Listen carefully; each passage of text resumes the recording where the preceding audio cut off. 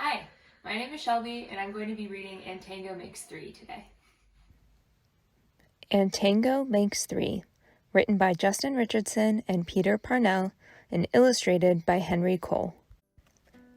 In the middle of New York City, there's a great big park called Central Park. Children love to play there. It has a toy boat pond where they can sail their boats. It has a carousel to ride on in the summer and an ice rink to skate on in the winter. Best of all, it has its very own zoo. Everyday families of all kinds go to visit the animals that live there. But children and their parents aren't the only families at the zoo. The animals make families of their own. There are red panda bear families with mothers and fathers and furry red panda bear cubs. There are monkey dads and monkey moms raising noisy monkey babies. There are toad families and toucan families and cotton-top tamarin families too. And in the penguin house, there are penguin families. Every year, at the very same time, the girl penguins start noticing the boy penguins, and the boy penguins start noticing the girls. When the right girl and the right boy find each other, they become a couple. Two penguins in the penguin house were a little bit different. One was named Roy, and the other was named Silo. Roy and Silo were both boys, but they did everything together. They bowed to each other and walked together. They sang to each other and swam together. Wherever Roy went, Silo went too. They didn't spend much time with the girl penguins, and the girl penguins didn't spend much time with them. Instead, Roy and Silo wound their necks around each other. Their keeper, Mr. Gramsay, noticed the two penguins and thought to himself, they must be in love.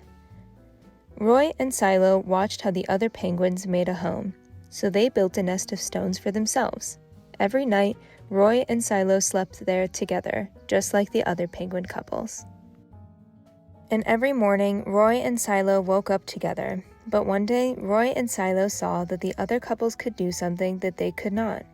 The mama penguin would lay an egg. She and the papa penguin would take turns keeping the egg warm until finally it would hatch. And then there would be a baby penguin. Roy and Silo had no egg to sit on and keep warm. They had no baby chick to feed and cuddle and love. Their nest was nice, but it was a little empty. One day, Roy found something that looked like what the other penguins were hatching, and he brought it to their nest. It was only a rock, but Silo carefully sat on it, and sat, and sat. When Silo got sleepy, he slept. And when Silo was done sleeping and sitting, he swam and Roy sat. Day after day, Silo and Roy sat on the rock. But nothing happened. Then Mr. Gramsay got an idea. He found an egg that needed to be cared for, and he brought it to Roy and Silo's nest. Roy and Silo knew just what to do. They moved the egg to the center of their nest. Every day they turned it so each side stayed warm. Some days Roy sat while Silo went for food. Other days it was Silo's turn to take care of their egg. They sat in the morning and they sat at night. They sat through lunchtime and swim time and supper.